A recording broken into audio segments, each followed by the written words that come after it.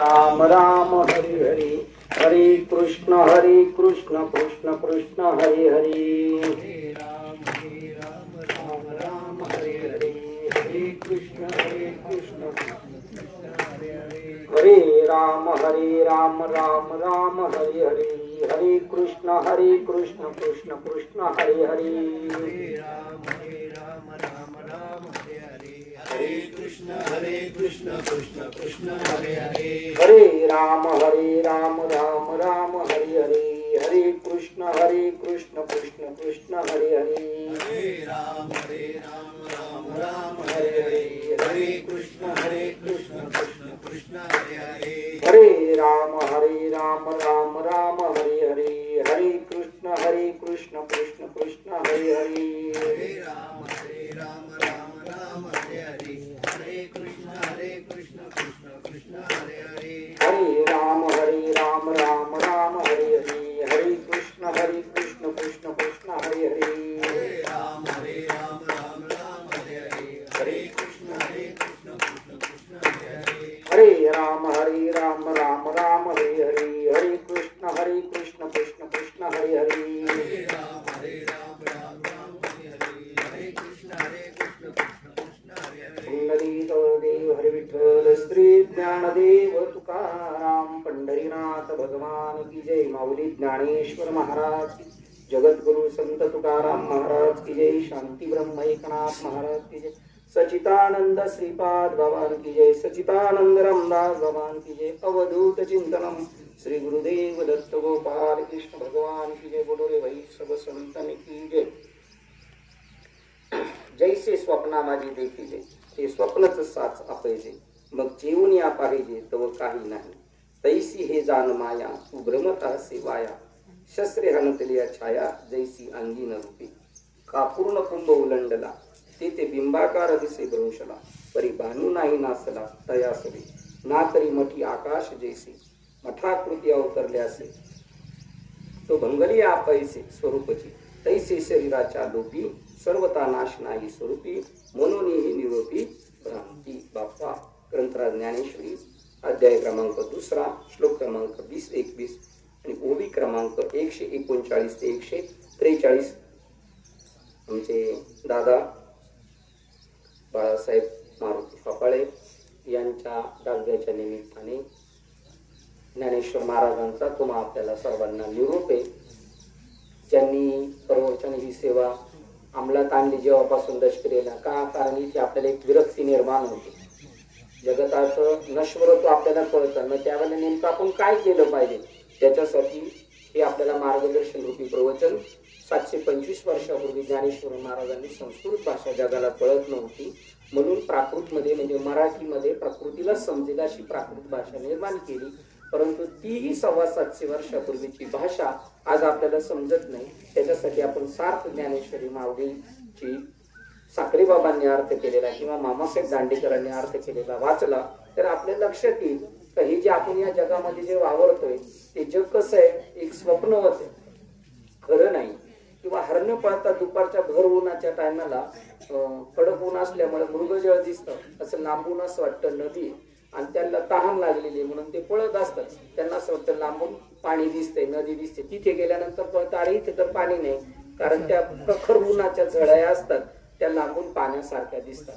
परंतु त्यांना तिथून पुढे जरी पाहिलं तर तसंच मृगजळ दिसतं, आणि आयुष्यभर त्याच्या पाठीमागं पळता पळता त्या हरणाला पाणी तर कधी भेटत नाही, पण पाणी आहे असा भास होऊन ते जीवन समर्पण करतं। एक दिवशी त्याचं उर फुडून मरून जातं, पण त्याला काही त्या पाण्याची भेट होत नाही। तसं मृत्यू लोकात आलेला मनुष्य सुखाच्या शोधात आहे, आणि त्याच्यासाठीच देवाने मनुष्य शरीर दिलेले। कशासाठी आपल्याला पाठवलेले इथे, मी कुठून आलो, जाणार कुठे, देव कशाला म्हणतात, आत्मा कशाला म्हणतात, शरीर कसं आहे, किती काळाचं आहे, हे कळण्यासाठी देव 84 लक्ष फिरून फिरून झाल्यानंतर एकदा कृपावंत होतो आणि माणसाचं शरीर देतो, पुरुषाचं शरीर देतो, नर देह शरीर देतो। ते मिळणं इतकं अवघड आहे, इतकं अवघड आहे का स्वर्गामध्ये इंद्रादिक देव त्यांना आलिशान भोग भोगायला भेटतात तिथे, तरी पण त्यांना तिथे गेल्यानंतर कळालं आपलं काम चुकीचं झालंय, आपण इकडं न येता मृत्यू लोकात पाहिजे होतं, मनुष्य योनीमध्ये आपल्याला शरीर भेटायला पाहिजे होतं, आपण चुकलो म्हणून स्वर्गात सगळे आलिशान भोग असताना सुद्धा ते खाली यायचं म्हणतात. स्वर्गीचे अमर इच्छिताती देवा मृत्यूलोकी व्हावा जन्मामा. कशासाठी मृत्यूलोकात यायचंय तर त्याच्या सांगितले की इथे आल्यानंतर जीवनमुक्तीचा आनंद घ्यायचा आहे. नारायण नामे हो जीवनमुक्त. कसं काय जीवनमुक्त होणार? शरीरात असताना सुद्धा त्याला शरीराची जाणीव राहत नाही, शरीराच्या सुखदुःखाची जाणीव राहत नाही. असं आत्म्याचं स्वरूप त्याला कळून घ्यायचं. ज्याला आत्म्याचं स्वरूप कळालं तो जीवनमुक्त होतो. त्याला या जन्मामध्ये किती सुख आली आणि दुःख आली, सुख आली तर तो उरळून जात नाही आणि दुःख आलं तर हे होत नाही, तो नाराज होत नाही, सुकून जात नाही. अशा प्रकारचं ज्ञानेश्वर महाराजांनी स्वतः अनुभवलं आणि समाजापर्यंत ते पोहोचवण्याचा प्रयत्न केला. आणि नाहीतर या जगामध्ये सगळं आपली जी पळापळी आहे ते आपल्या सगळ्यांच्या डोक्यात आहे. नाशिवंत देह जाणार किंवा तुका म्हणे ये डोकीच्या व्यवहारे नका डोळे दुरे भरून राहू. शेवटी अंतिम आपल्याला सत्य माहिती इथं काय नाही, राहायचं खायचं. जसा गाडीचा टायर काढला, झिजलेल्या गाडीचा टायर काढला का तो पुन्हा वापरला जात नाही, तो फेकूनच द्यायच्या कामाचा आहे. तसं आपल्याला मृत्यू लोकात आल्यानंतर शरीर जीर्ण झाल्यानंतर ते टाकून देतो, पुन्हा एक चान्स देतो. यांनी लिहिलेलं आहे का तुम्हाला आम्ही पुनर्जन्म तुम्ही घ्यावा अशी आमची तुम्हाला आण आहे, तर हे घेतील पुनर्जन्म. पण ज्यांना बोध झालाय, ज्यांना साधूची संगत झाली ते माणसाच्या योनीला 100% येऊ शकतात.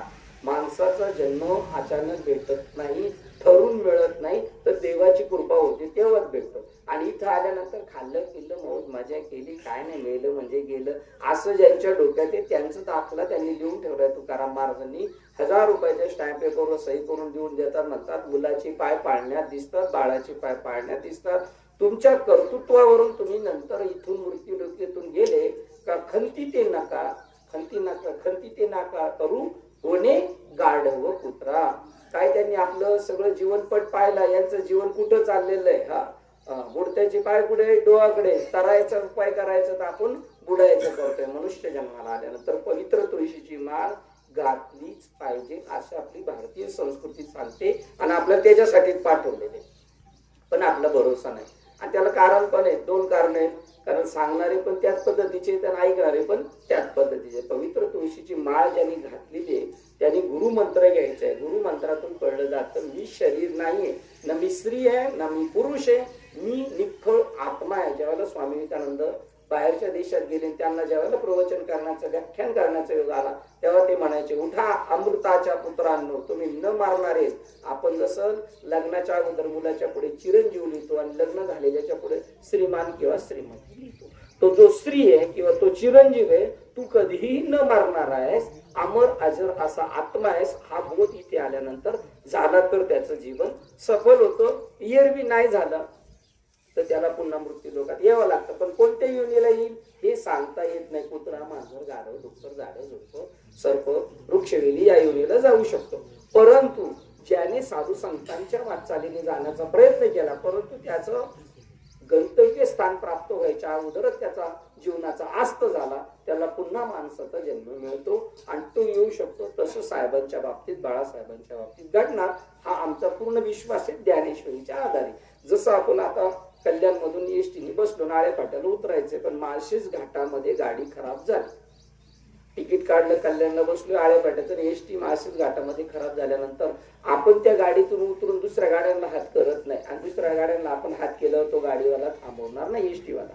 पण ड्रायव्हर कंडक्टर जेव्हा हात करतील आणि ते थांबवतील आणि ते रिक्वेस्ट करतील त्या कंडक्टरला माझे 4 पॅसेंजर घेऊन जा, एवढे घेऊन जावो, एवढे घेऊन जावो. तसं संतांच्या संगतीत, संतांच्या मार्गाने गेल्यानंतर तुकाराम महाराज म्हणतात मागे झाली पाहू नका, पुढे जामीन आहे तुका. जर आपला गंतव्य स्थानापर्यंतचा प्रवास थांबला आणि आपल्या जीवनाचा अस्त झाला तर संत मध्ये येऊन थांबणार आणि सांगणार हे 4 पॅसेंजर घेऊन जा, यांना मृत्यू लोकात परत पाठवा आणि उर्वरित अभ्यास यांच्याकडून करून घ्या. एरवी जर हे नाही केलं, आपण प्रवास सुरुवात नाही केला आणि मध्येच कुठं आपण निघून गेलो न संतांच्या मार्गाने जाताना, तर मग मृत्यू लोकातून सुटल्यानंतर 84 लक्ष योनीमध्ये फिरावं लागतं. परत एक योनी कोटी कोटी फेरा मग लागे वारा मनुष्य देहा. म्हणून मनुष्य जन्माला आल्यानंतर काय फायनल काय सत्य तत्व काय, तर या जगामध्ये फक्त परमात्मा आहे. आपण शरीर आहोत ही आपली कल्पना आहे, पण ही पटणार नाही आपल्याला. कारण पूर्ण 84 लक्ष योनीमध्ये फिरता फिरता अनंत जन्माचे अनंत कर्म, अनंत कर्माचे अनंत संस्कार चित्तामध्ये असल्यानंतर ते सत्य पटत नाही. ज्याचा या मृत्यू लोकाचा शेवटचा जन्म असेल त्याला संतांची भाषा कळते आणि तो तिथून जडजडोनी व्हायला निघतो, किंवा तरी जडजडोनी व्हायला किंवा नाश संत समागमी धरावी आवडी आणि करावी तातडी परमार्थाची. तातडीने विचार करून घेतो मी आलो कुठून, जाणार कुठं, कुठे गेलेत साहेब, आता आपल्या बरोबर होते, आता आपण मूर्त स्वरूपात आहोत, आता आपण सगळे मूर्त स्वरूपात आहोत. पण आईच्या उदरात यायच्या अगोदर, या मृत्यू लोकात येण्याच्या अगोदर आपण अमूर्त स्वरूपात होतो. आता आपण शरीरात आहोत, मूर्त स्वरूपात आहोत, आणि आपल्या या शरीराचं काम झालं का परत अमूर्त स्वरूपात जाणार. मूर्त स्वरूप म्हणजे काय, आता हा बनवलेला मंडप, हे लोखंडाचे अँगल आहे, पत्रा टाकलेला आहे, हा हे मूर्त स्वरूपात आली आता ही पोकळी. आणि ज्यावेळेला हे नव्हतं त्यावेळेला ही पोकळी कशी होती, अमूर्त स्वरूपात. आणि हे काही दिवसांनी जीर्ण झालं, पडलं 60-70 वर्षांनी, तर पोकळीवर कोणताही फरक पडत नाही. पोकळी जशी आहे तशीच आहे, पण त्याच्यावर आलेल्या ज्या उपाधी आहेत त्याला मंडप म्हटला जातो वगैरे. तसं आपण ज्या वेळेला या प्रकृतीमध्ये येतो त्यावेळेला आपल्याला शरीर म्हटलं जातं. कुंभार काय करतो, ओला चिखल घेतो, चाकावर ठेवतो ना, असा त्याला आकार देतो. मातीला आकार कशासाठी दिलेला आहे त्यांनी, मातीसाठी दिलाय का, नाही, मातीच्या आकाराने ती पोकळीचा वापर करायचा आहे. त्या माठामध्ये पाणी ठेवायचं, दूध ठेवायचं का धान्य ठेवायचं, या पोकळीचा वापर करण्यासाठी कुंभाराने मातीला आकार दिला आणि पोकळीला आत घेतलं पोकळीचा वापर करण्यासाठी. तसं आपल्याला आत्म्याचा उपभोग घ्यायचा आहे, आपल्याला आत्म्याचा आनंद घ्यायचा. आत्मा सच्चित आनंद स्वरूप आहे, याचा आनंद घेण्यासाठी ईश्वराने आईवडिलांना कुंभार बनवलं, त्यांच्या काही हिस्सा बाजूला काढून त्याच्यातून आपल्याला शरीर दिलेले. कशासाठी, आत्म्याचा आनंद घेण्यासाठी. शरीरापेक्षा आत्मा भारी आहे, परंतु तो आत्मा त्या शरीरात आल्यानंतर शरीराच्या नाचणीने नाचतो. आज तमाशाला जायचं, आज लग्नाला जायचं, आज कीर्तनाला जायचं, त्यावेळेला त्याच्यावर प्रकृतीचा अधिकार चालतो. जसं एखाद्या ठिकाणी त्या मालकावर पत्नीचा अधिकार असतो, पत्नी सांगेल तसा पती वागतो, तसं इथे प्रकृती सांगेल तसा आत्मा वागत असतो. तो आत्मा मी आहे आणि त्या आत्म्याचं स्वरूप सच्चित आनंद स्वरूप आहे हे समजण्यासाठी केवळ मनुष्य शरीर दिलेलं आहे. घर दार बायका पोरं जमीन जुमला सांभाळण्यासाठी नाही, पण ती शरीराची गरज आहे, रोटी कपडा मकान, त्याला तेवढंच महत्व द्यायचं असतं. पण मर्यादेपेक्षा जेव्हा आपण कोणत्याही गोष्टीला जास्त महत्व देतो त्यावेळेला 100% रडायची पाळी येते. कारण शेवटी आणखी हातात काय आलं, नासक आलं. सिकंदर बादशाह जगत विजेता होता आणि जग जिंकल्यानंतर तो जेव्हा निघाला होता, पण त्याच्या अगोदर जग जिंकताना एका ठिकाणी नदीवर स्नानाला त्याचं सैन्य दल सगळं गेलं आणि तोही चालला होता. त्या नदीच्या किनारे एक साधू पडून राहिला होता, शांत पडून राहिला होता. त्यावेळेला त्या साधूला विचारलं सिकंदर बादशाहने, क्या कर रहा है? ते म्हणले, मी विश्रांती पावलो सांभाळा उतर, विश्रांतीचा ठाव पायी संताचे भाव. ही विश्रांती आहे आपली, ही नुकसान नाही आपलं. याच्यासाठी नवीन जन्म घ्यायचा आहे. रोज झोपतो ना, ती एक विश्रांती, ही महाविश्रांती. कुठंतरी जायचंय आपल्या. मग ते सिकंदर बादशाहने सांगितलं, त्यांनी सांगितलं मी आराम करतोय. तो म्हणला आम्हाला पण आराम करायचंय. म्हणलं तुम्हाला आराम करायची आज भेटणार नाही, कारण तुम्ही जग जिंकायला निघाले. आणि जग जिंकता जिंकता जिंकता रिटर्न निघाला तर त्याला नाही चान्स भेटला. त्याच्या गावी जायच्या अगोदरच त्याचा देह गेला. तेव्हा त्यांनी सांगितलं सगळ्या सैन्याला, मी कमवलेली सगळे पैसे प्रॉपर्टी एका बाजूला ठेवा, खनिज द्रव्य जे काय कमवलं ते, आणि एका बाजूला सैन्य दल ठेवा, आणि हात माझे मोकळे सोडा ना, अशी प्रेत यात्रा चालली. तर ती लोक म्हणली हे काय सांगतो, तो हाताने सांगत होता, हे जेवढे कमवलेले पैसे पाणी वगैरे होतं हे मला या मृत्यूच्या तडाख्यातून सोडवलं नाही यांनी. मी जे जिंकायला पाहिजे होतं ते जिंकलं नाही. तुकाराम महाराज म्हणतात, जिंकावा संसार येणे नावे तरी शूर. शूर त्याला म्हणायचं, याची टोपी त्याला, त्याची टोपी त्याला, डोक्याला दुसरा घालून आपलं बरं करणारा त्याला शूर म्हणत नाही. जिंकावा संसार येणे नावे तरी शूर. हे रे काय ती बापुडी किरा अहंकाराची घोडी. घोडी कोणती माहिती, आपलं संसाराचं पळणं कसं आहे माहिती का, धनगर आहे ना, धनगर त्याच्याबरोबर मेंढर आहे, आणि मेंढराचा कळप पुढे गेला का त्याची बायका पोरं आणि कुत्री आणि घोडी चाललेली असते. ते घोडी इकडून कळशी, तिकडून काहीतरी त्याच्या पोरग बसलेले, इकडून काहीतरी त्याच्या वगडे बिदळे टाकल्यात, आणि ती घोडी वाहती. ती घोडी मेंढपाळाने कशासाठी ठेवलेली आहे, याचा प्रपंचाचा बोजा वाहण्यासाठी. तसं तुकाराम महाराज म्हणतात, एकाची बापुडी किरा अहंकाराची घोडी. ती घोडी जशी बोजे व्हायला तसं आपलं आयुष्य त्याच्यात गेलेलं आहे. तुकाराम महाराज अजून एका ठिकाणी सांगतात, त्या कोंबड्या आहेत ना उकड्यावर असं सारखं उकरीत असतात, काय भेटतं काय माहिती त्यांना, काहीच भेटत नाही, पण त्याचं झालं सगळा दुराळा उडवायचं काम. त्याप्रमाणे तुमचं आपलं चाललेलं आहे. वेळ आहे तर सावध व्हा, असं संत वाङ्मय सांगतं. आता उघडी डोळे जरी तुझा अद्याप न कळे, अरे मातेच्या फळे आला दगड पोटाशी, आईने 9 महिने 9 दिवस काय दगड वागवली का पोटात? संवेदना हीन झाली, आपल्याला कळत नाही कुठून आलो कुठे जाणार आपण. संत सांगतात, एकदा आमचे गुरुवर्य सच्चिदानंद श्रीपाद बाबा चव्हाण आणि महाराष्ट्राचे मुख्यमंत्री यशवंतराव चव्हाण एकदा एका टेबलावर बसले असताना दोघांच्या समोर पाण्याचे ग्लास भरलेले होते. त्यावेळेला आमच्या गुरुवर्यांनी मुख्यमंत्री साहेबांना विचारलं, साहेब हे पाणी कुठून आलेले ग्लासामध्ये? ते म्हणले नळाचं पाणी आले. तर आमचे गुरुवर्य म्हणले, महाराष्ट्राचे मुख्यमंत्री गैरहजर रे, हे पाणी कुठून आले? नदीचं पाणी, आता नळाला पाणी कुठून आलेलं आहे? तसं आपण कुठून आलेलं आहे?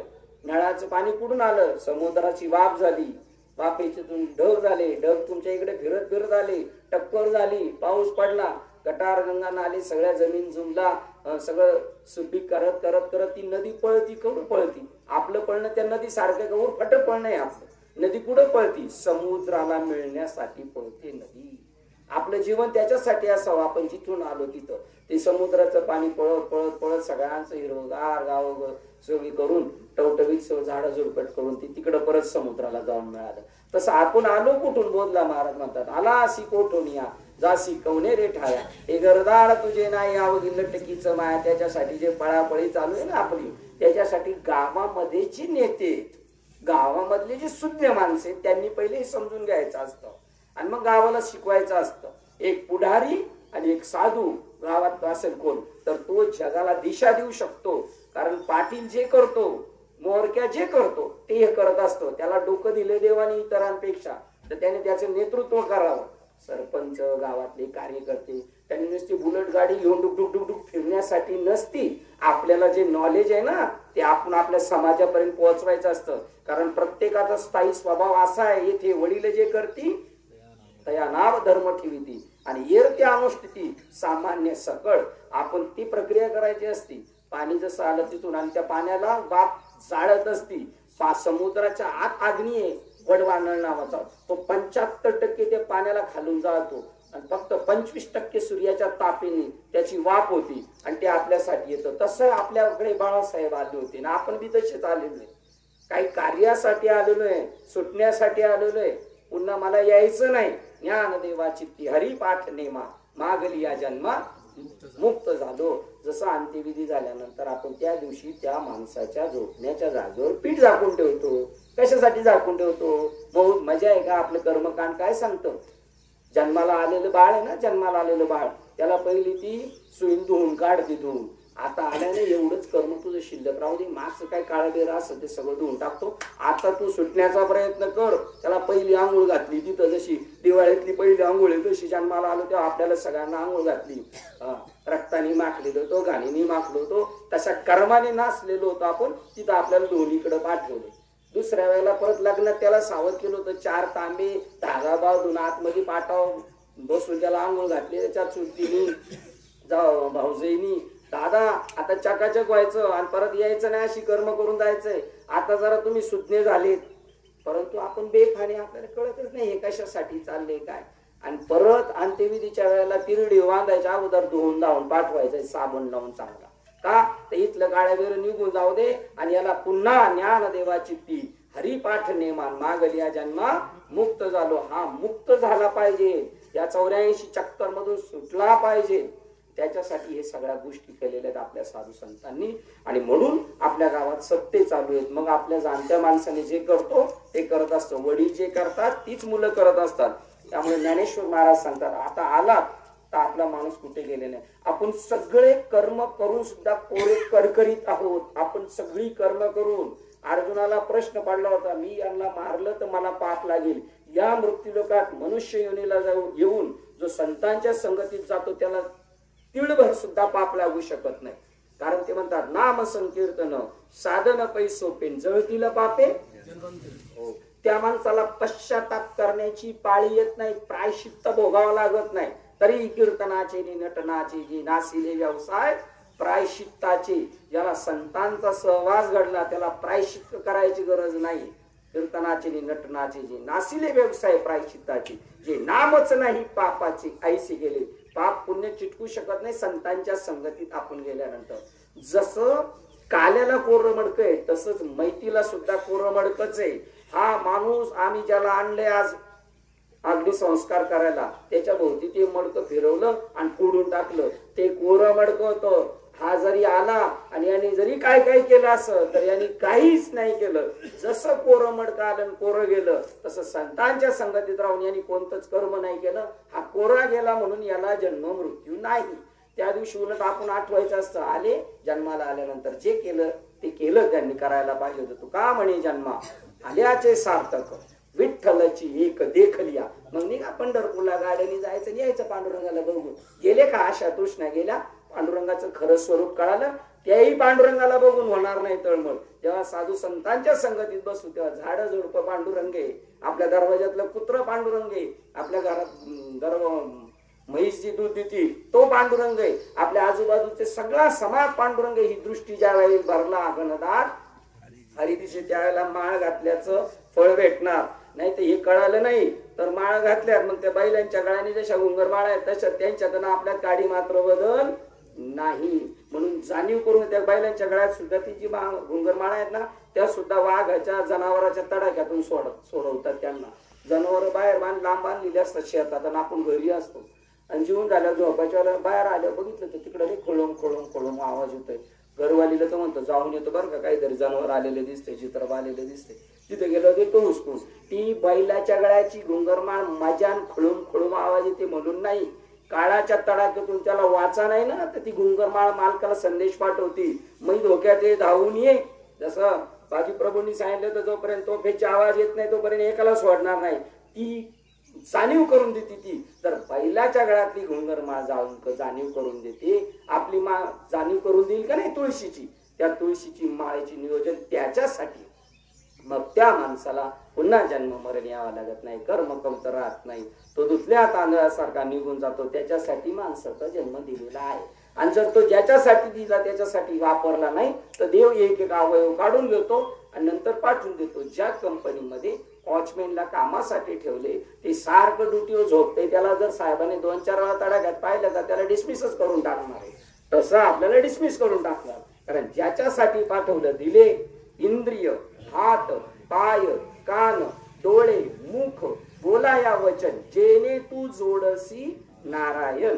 देवाला जोडण्यासाठी मनुष्य शरीर दिलेले आहे. त्याचा यथासांग उपयोग नाही केला तर तो काढून घेतो, तो आपल्याला फाईन मारतो. परंतु आपल्याला आपल्या गाड्या इतक्या धुंद निघालेल्या बेसावध किती सावधानी.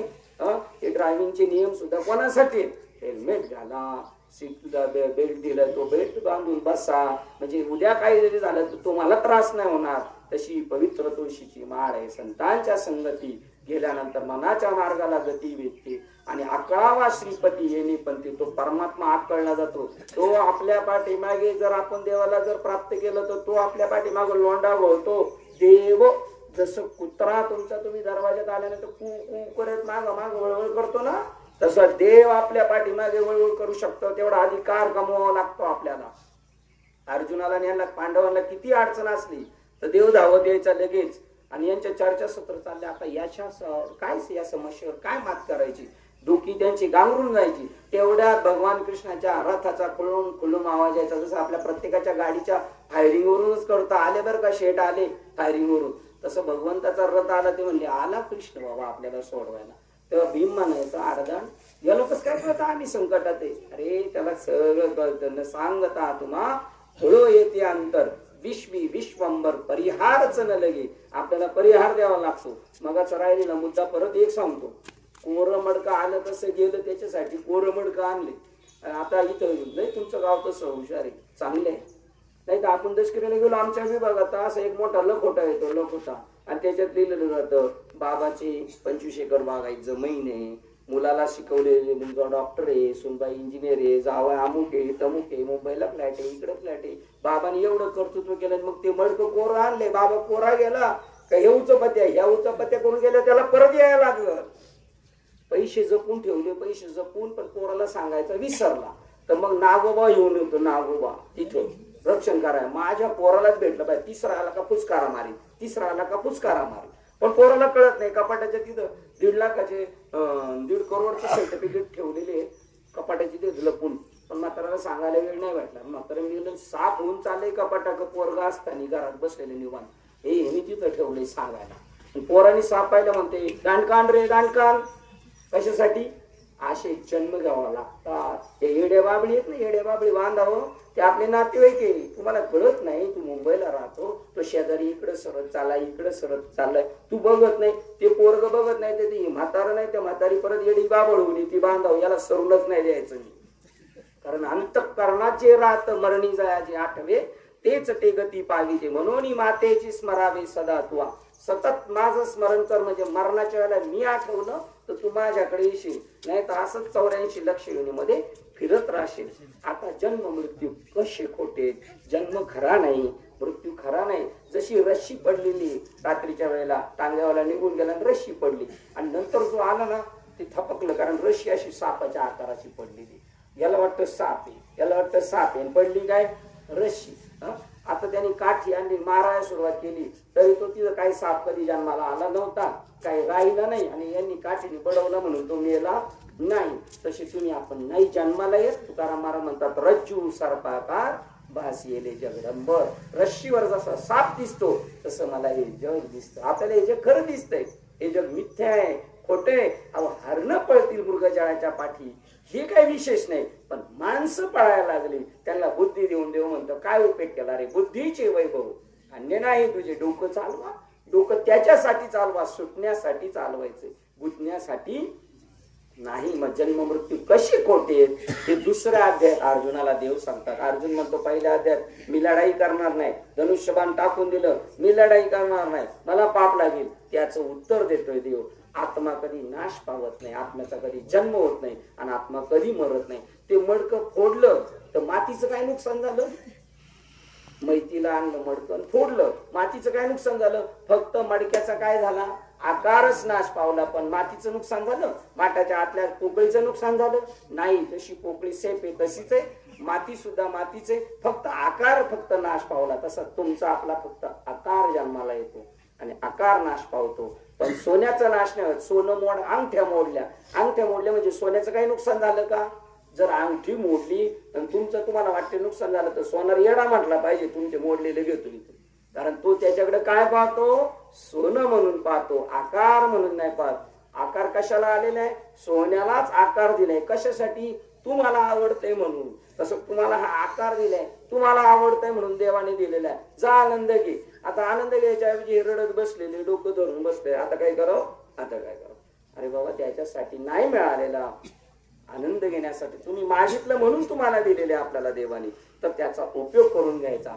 तो मनुष्य तो सोनार अंगठी पाहतो. सांगा बरं, सोनाराकडे तुम्ही मोडायला गेले आणि 5-5 तोळ्याची तुमच्याकडं मूर्ती आहे, एक आहे खंडोबाची, एक कुत्र्याची, एक माणसाची आणि एक त्या राक्षसाची, 5-5 तोळ्याची, आणि तुम्ही गेले सोनाराकडे, हे घ्या बा आम्हाला नळे पैसे द्या. तर तो खंडोबा घेईल, कुत्रा घेईल, माणसा घेईल, आणि राक्षस लगेच फेकून देईल नाही का दरवाजातून बाहेर. फेकील का तो राक्षस? का नाही फेकणार? कारण त्याने त्याच्यातलं काय पाहिलेले? सोनं पाहिलेले. तसं ती उपाधी वेगवेगळी आहे, तशी तुमची आपली उपाधी वेगळी आहे. या उपाधी माझी गुप्त, चैतन्य असे सर्वगत, ते तत्वज्ञ संत स्वीकारतील. जसं त्या अलंकार, सोन्याचा जो अलंकार बनवलेला आहे, तर तो सोनार अलंकार बघत नाही, तर सोनं बघतो. तसं तुम्ही आपण साधू संत जेव्हा आपल्याला भेटतात आणि आपल्या जेव्हा ती दृष्टी भेटते, तेव्हा चराचरामध्ये देव भेटतो. त्यांना तुकाराम महाराज म्हणतात, भूती देव म्हणून भेटतो या जना, नाही हे भावना नर नारी. मी महिलांना भेटतो का पुरुषांना भेटतो असं मला वाटतच नाही. मी सर्व प्राणी मात्रांना भेटतो आणि भगवंताला भेटतो असं वाटतं. जे जे भेटे भूत ते ते मानिजे भगवंत. त्याच्यासाठी आपण ती गोष्ट करायची असती.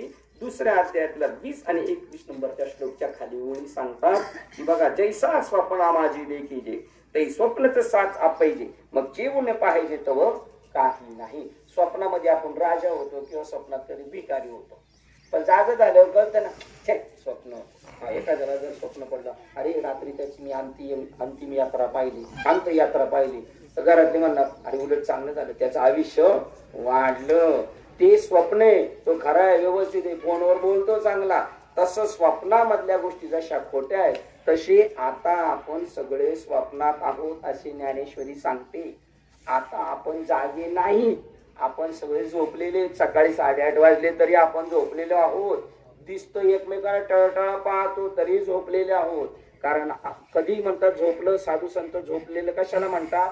शरीरात आत्मा गेला आणि तो शरीरा एवढा स्वतःला समजायला लागला, मी शरीर आहे, मी देह आहे असं जो समजतो तो झोपलेला आहे.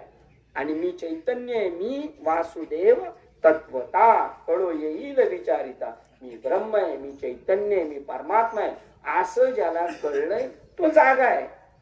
आता आपल्याला जाग होण्यासाठी किती प्रयत्न केलेले? 12व्या दिवसापासून आपल्यासाठी प्रयत्न चालू आहेत. 12व्या दिवसापासून 12व्या दिवशी याला पाळण्यात टाकायचं म्हटले आणि याचं नामकरण विधी करायचा.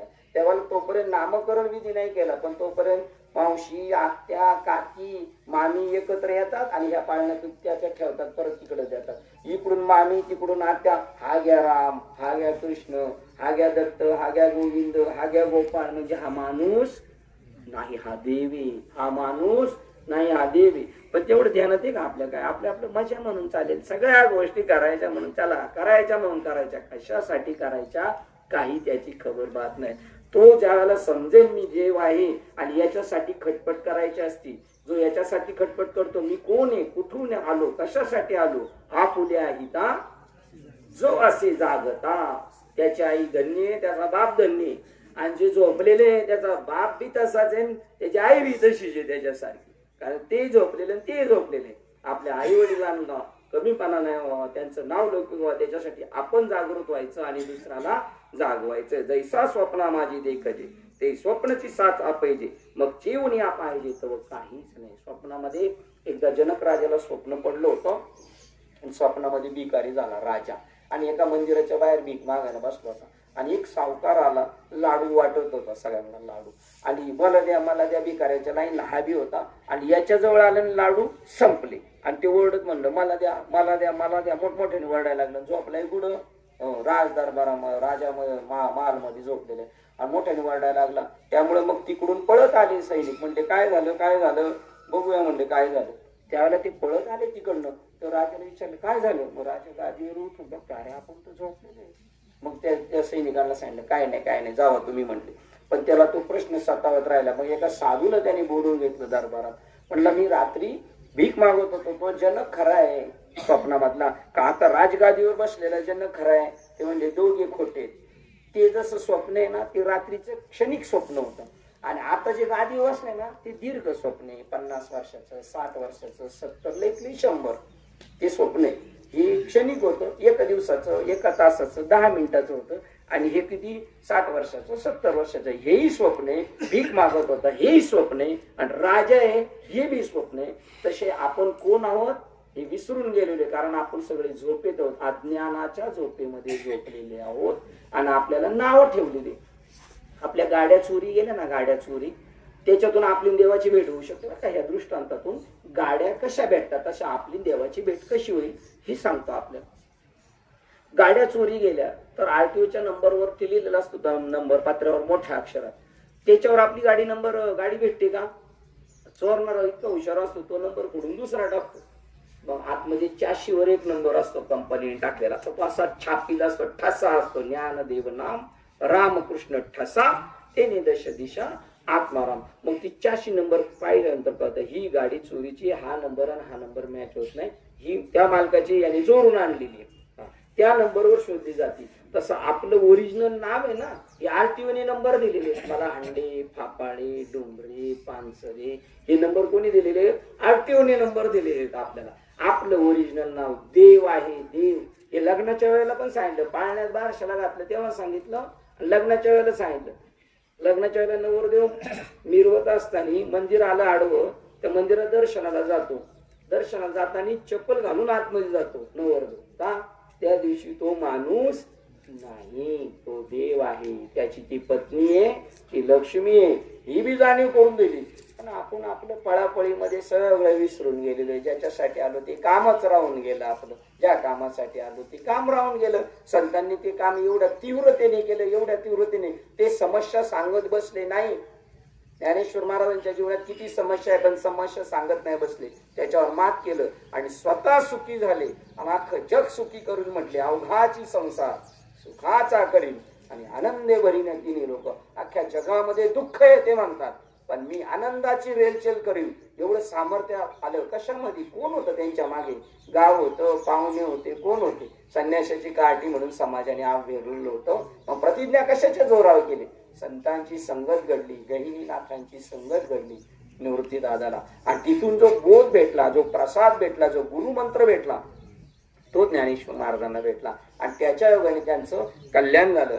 त्याप्रमाणे जनक राजाने सांगितलं, आजही आपण स्वप्नात आहोत, पण साधू भेटणार तेव्हा ते आपल्याला खऱ्या अर्थाने जागा करतील. संतांचं कामच ते, ऐसे जागविले अवघे जन होते संचित, तेही केले दान. तुका म्हणे दुबळी कोण कोण गेली वासुदेवाशी विसरून. जे देवाला विसरले ते गरीब आहेत, दुबळे.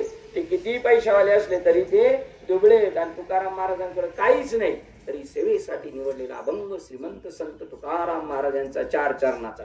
श्रीमंत कशाने? पैसे अडके नाही. देव प्राप्त केला तो मनुष्य श्रीमंत होऊन जातो. त्याच्या जीवनाचे सगळे विठोबाचे राज्यामा नित्य दिपवाळी आणि विष्णुदास नामा जिबे भावे ओवाळी.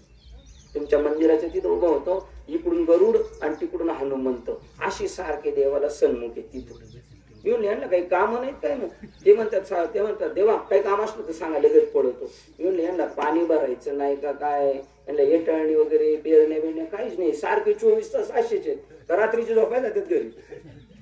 तसं देवाला सन्मुख पाहिजे. जो मज होय अनन्य शरण, त्याचेच मी चुकवी जन्म मरण. बाकी ज्यांनी व्हायचं मग चालून राहू द्या त्या परंपरा. उपजे आणि नासे नासिले पुनरपी दिसे ऐसे घटी का यंत्र परिभ्रमे गा. किती वेळा जन्म यावे याची जाणीव झाली तुकाराम महाराजांना. मला कुत्र मांजर गाडवं डुकर नाही व्हायचं. आता बस झालं, लय हडाड झाली. मज सोडली जातारा कर्मापासून दुस्तरा. किती वेळा जन्म यावे, किती व्हावे पजित. आता आपण एकमेकाला फोन केला म्हणतो, कसं काय? बरं आहे, हुशार, बरं आहे, बरं आहे, बरं आहे का? प्रत्येकाच्या डोक्यात काही ना काही चालूच आहे. आता सगळेच व्यापलेले. ज्याच्याकडे ही गोष्ट येते त्याच्याकडे ती नाही, त्याच्याकडे ती येते त्याच्याकडे ती नाही. जगी सर्व सुखी असा कोण आहे? विचारी मना शोधून पाय. मन कुठे विचारे? मन भरकटलेले. घडी तिकडं घडी तिकडं. त्या मनाला ताळ्यावर आणण्यासाठी संतांच्या संगतीत बसायचं आणि मग आपलं काम होऊ शकतं. नाही तर मग मनुष्य जन्म गेला गेला हा नरदेह, मग कैसाजी भगवंत. मग पुन्हा आपल्याला चान्स नाही. तैसी ही जाण माया तू भ्रमत आहासे वाया. अरे शस्त्र हानितली छाया जैशी अंगी न रूपी. बरोबर. ते म्हणतात आपण जर आता आपली सावली आहे आणि सावलीला कुऱ्हाडीने तोडण्याचा प्रयत्न केल्यावर आपल्याला तुटल्यासारखं होईल का? नाही. तसं आपलं शरीर जरी पडलं तरी आपण मरत नाही. शरीर मी वेगळं आहे का? हो, 100% शरीर वेगळे, आपण वेगळे. आपलं घर पडल्याने आपण पडत नाही, आपली गाडी ठोकली तरी आपल्याला काही लागत नाही. तसं शरीराला जरी काही इजा झाली तर आत्म्याला काही इजा होत नाही. ते शस्त्राने कापलं जात नाही, अग्नी त्याला जाळू शकत नाही आणि पाणी त्याला भिजू शकत नाही किंवा वारा वाहून नेऊ शकत नाही. असं आत्म्याचं म्हणजे आपलं स्वरूप आहे. आणि शरीराचं कसं आहे? नाशिवंत आहे. आपल्याला ती 4 शरीर या शरीराच्या आतमध्ये. आपल्याला फक्त एकच शरीर माहिती. आज आहे ना, आज सूक्ष्म देहाचं लिंग देहाचा कार्य चालू आहे आपल्या आतलं. आणि पहिल्या 10व्या दिवशी जे अंत्यसंस्कार झाले ना, ते स्थूल शरीराचा नाश झालेला आहे. स्थूल शरीराचा अग्निसंस्कार करून नाश केला. दुसऱ्या दिवशी सावरण्याला आलो, काय थोडंफार शिल्लक राहिलं ते गोळा करून कोरग मेले घेऊन नदीमध्ये विसर्जन करायचं. मग त्या दिवशी तो कार्यक्रम झाला ना. आज कोणता कार्यक्रम झालाय? जे वासनामय शरीर आहे, आपल्याला असं वाटतं येऊ करावं तेव करावं, असं करायचंय तसं करायचंय, त्या शरीराला जन्म घ्यावा लागतो. त्या शरीराचं काम संपलं 10व्या दिवशी. आता हे शरीर आहे, आतमध्ये एक सूक्ष्म शरीर आहे. झोपल्यावर आपल्याला कोण जागवतो? तो सूक्ष्म शरीर आहे. काल रात्री स्वप्न पडलोय, सकाळी कोण सांगतो? ते सूक्ष्म शरीर आहे. त्या शरीराचा नाश करायचा आपल्याला. या शरीराचा नाश होईल म्हणून आत्महत्या करणाऱ्या माणसाला का मिळत नाही? कारण त्यांनी फक्त त्याच शरीराचा नाश केला. कर जर वैतागलेला असेल तर त्या सूक्ष्म शरीराचा नाश करायचा.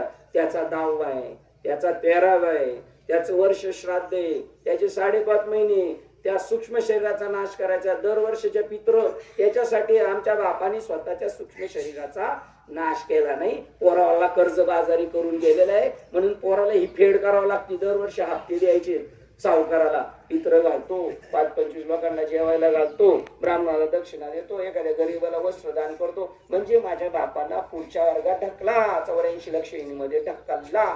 जसं शाळेत कमी मार्क पडले होते त्याच्या शेरा असायचा, पुढच्या वर्गात ढकलला. तशी ढकलीची कामं चालू आहे.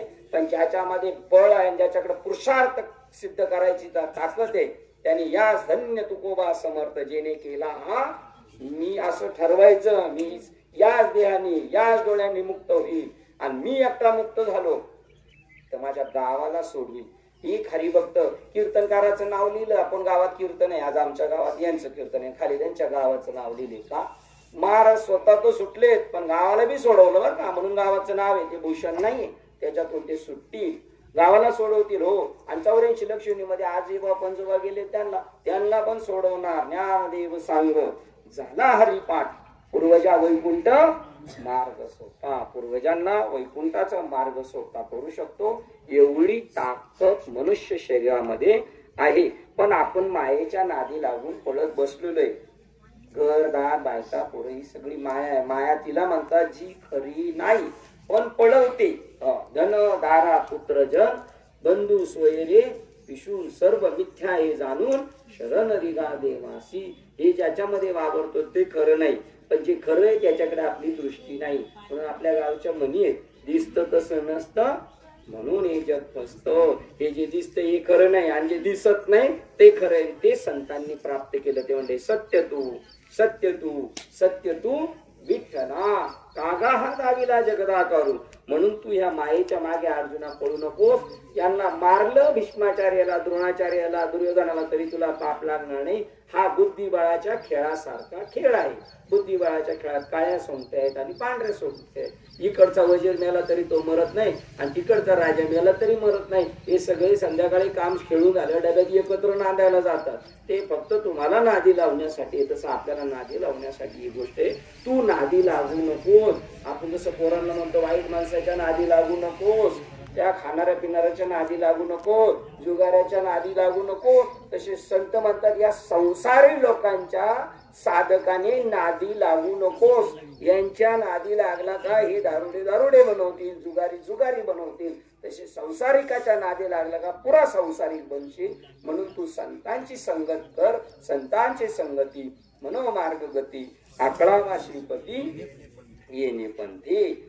ते म्हणतात आपल्या सावलीला मारलं कुऱ्हाडीच्या दांडक्याने तरी आपल्याला लागणार नाही. तसं शरीर मेलं तरी आत्मा मरत नाही. हे माणसाने मरायच्या अगोदर ओळखून घ्यायचं, कळून घ्यायचं.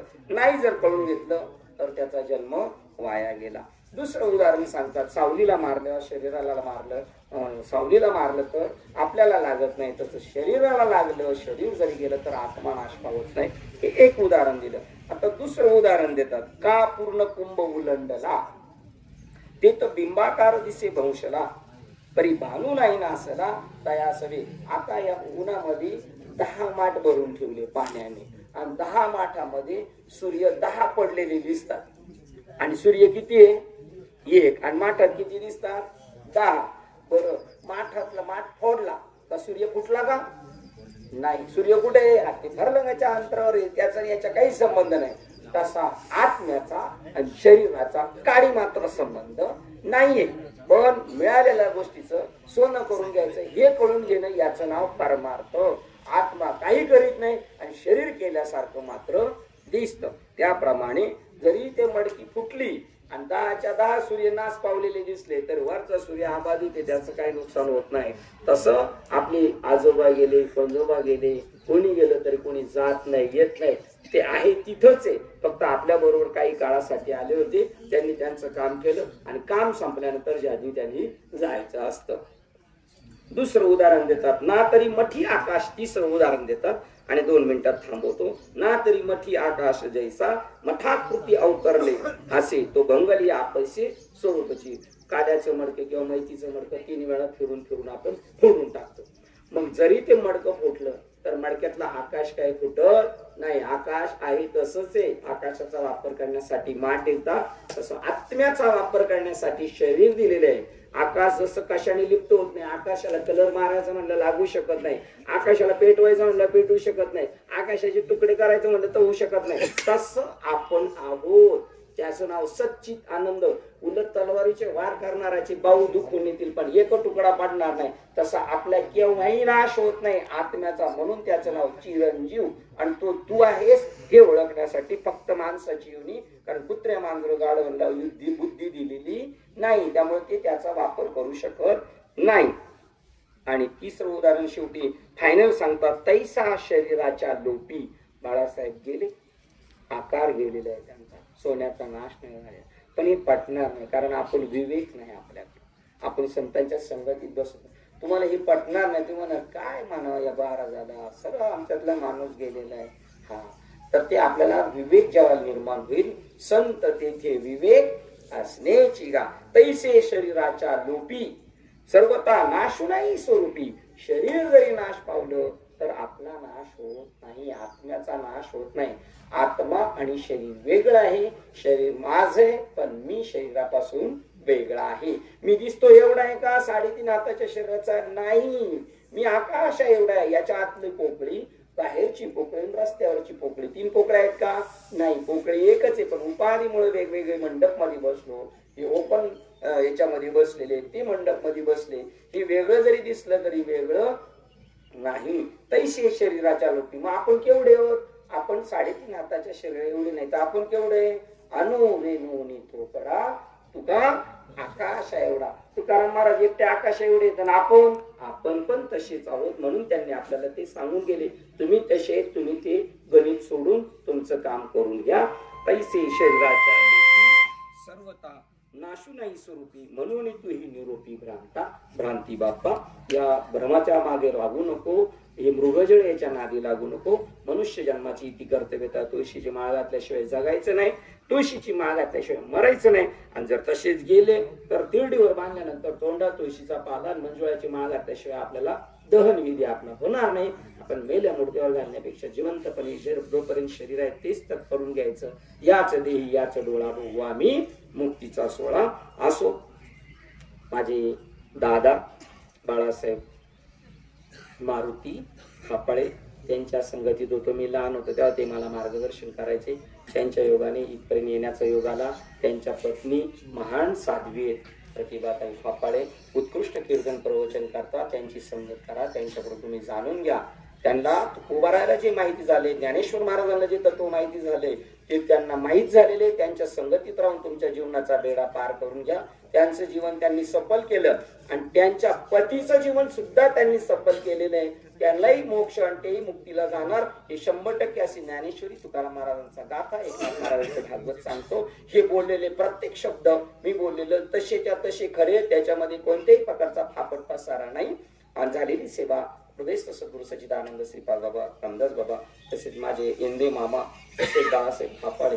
आणि तुम्ही सर्वज्ञ प्रभू, तुम्ही महेशाच्या मूर्तीने दुबळाच.